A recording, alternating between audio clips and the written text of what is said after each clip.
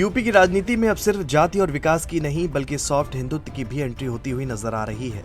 Samajwadi party लंबे समय से पीडीए यानी पिछड़ा दलित और अल्पसंख्यक राजनीति की बात करती रही है, लेकिन अब अखिलेश यादव के बदले हुए अंदाज ने सियासी गलियारों में नई बहस छेड़ दी है। सवाल उठ रहा है कि अखिलेश यादव अब अपनी राजनीति का दायरा बढ़ाने की कोशिश कर रहे हैं और क्या इससे 2027 के विधानसभा चुनाव में बीजेपी की रणनीति को चुनौती मिल सकती है, जानेंगे इस वीडियो में। हाल ही में एक प्रेस कॉन्फ्रेंस के दौरान अखिलेश यादव ने जिस अंदाज में ज्योतिष, पंडित और परंपराओं की बात की, उसने राजनीतिक चर्चाओं को और तेज कर दिया है। उन्होंने मजाकिया लेकिन गंभीर अंदाज में कहा कि पंडित जी जो कहेंगे वही करेंगे। राजनीति के जानकार इसे सिर्फ हल्की बातचीत नहीं बल्कि एक बड़े राजनीतिक संकेत के तौर पर देख रहे हैं। दरअसल लंबे समय से बीजेपी विपक्ष पर यह आरोप लगाती रही है कि कुछ दल सिर्फ तुष्टीकरण और खास वोट बैंक की राजनीति करते हैं।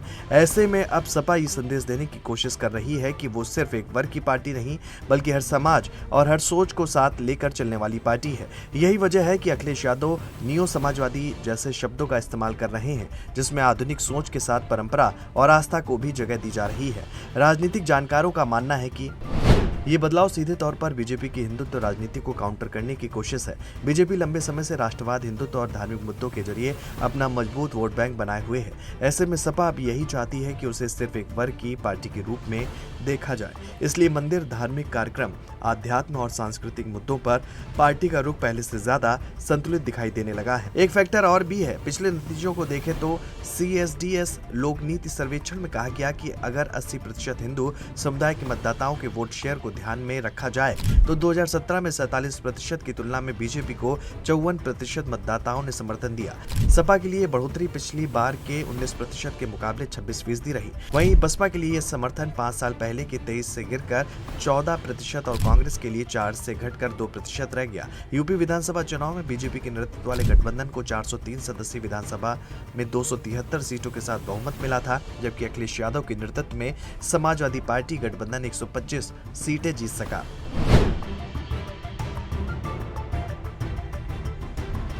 इसके साथ ही सपा पीडीए को भी पूरी ताकत से आगे बढ़ा रही है। पिछड़ा, दलित और अल्पसंख्यक वर्ग को जोड़कर बड़ा सामाजिक समीकरण बनाने की कोशिश जारी है, लेकिन अब उसमें सॉफ्ट हिंदुत्व का तड़का जोड़कर पार्टी अपने दायरे को और बड़ा करना चाहती है।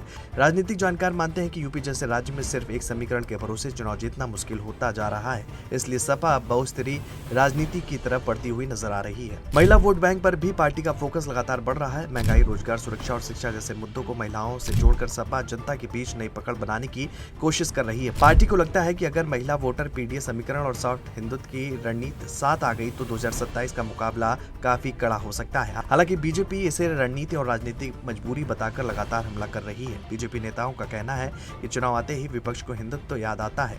उनका दावा है कि जनता असली और नकली हिंदुत्व में फर्क समझती है। बीजेपी अभी भी योगी आदित्यनाथ, पीएम नरेंद्र मोदी की लोकप्रियता, मजबूत संगठन और हिंदुत्व की स्पष्ट राजनीति पर भरोसा बनाए हुए है। सपा अब केवल विरोध की राजनीति नहीं बल्कि खुद को एक व्यापक विकल्प के रूप में पेश करने की कोशिश कर रही है।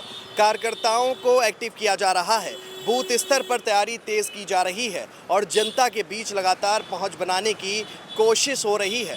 कुल मिलाकर पीडीए के साथ सॉफ्ट हिंदुत्व की राजनीति ने यूपी की सियासत को और गर्म कर दिया है। अब मुकाबला सिर्फ जातीय समीकरणों का नहीं बल्कि छवि, संदेश और व्यापक स्वीकारता का भी होगा।